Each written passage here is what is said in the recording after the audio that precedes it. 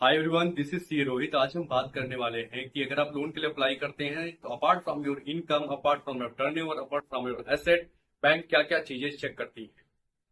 तो उसके अलावा सबसे जो इम्पोर्टेंट डॉक्यूमेंट होता है वो होता है सिविल रिपोर्ट।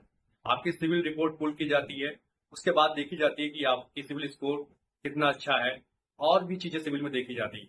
तो आज हम उसी के संबंध में बात करने वाले हैं कि आपके सिविल रिपोर्ट में क्या क्या चीजें देखी जाती हैं। बेसिकली सिविल रिपोर्ट को हम बोलते हैं क्रेडिट रिपोर्ट।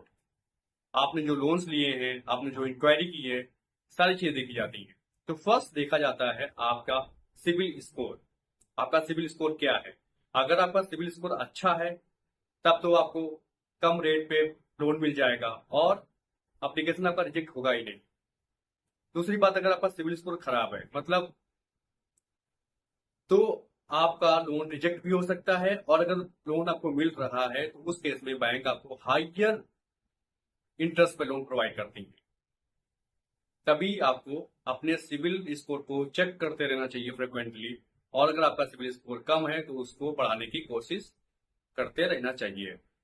अगर आप लोगों को पता नहीं है तो उसके लिए आप कमेंट कर सकते हैं। मैं इसलिए एक सेपरेट वीडियो बना सकता हूँ कि अपने सिविल स्कोर को आप कैसे बढ़ा सकते हैं।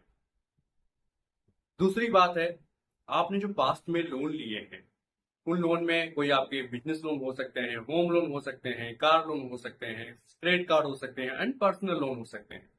उन लोन्स को अगर आपने सही से नहीं चलाया है, आपने ईएमआई टाइम पे पेमेंट नहीं किया है, क्रेडिट कार्ड बिल का पेमेंट टाइम पे नहीं किया है, इवन अगर आपने किसी लोन में गारंटी दी हुई है अपने रिलेटिव को, अपने फ्रेंड को, और उसने वो लोन सही से नहीं चलाया है, तो जो भी डीपीडी होंगी, जितने भी दिन आपने डिले पेमेंट किया है ईएमआई का या क्रेडिट कार्ड का, वो आपके सिविल रिपोर्ट में रिफ्लेक्ट होने लगता है। और वो एक तरीके से आपके लिए बैड थिंग होती है। मतलब बैंक आप उसके बेसिस पे कभी कभी आपका लोन एप्लीकेशन रिजेक्ट भी कर देते हैं। तो अगर आप किसी को गारंटी दे रहे हैं, किसी रिलेटिव को या किसी फ्रेंड को, तो आप इस बात का खास ध्यान रखें। एंड थर्ड चीज है नंबर ऑफ इंक्वायरी।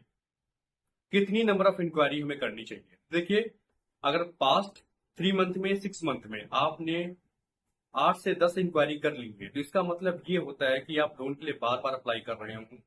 या तो आपका लोन पास नहीं हो रहा है, लोन एप्लीकेशन आपका रिजेक्ट हो जा रहा है, या कोई और भी रीजन हो सकता है कि आप मल्टीपल जगह से लोन लेना चाहते हैं।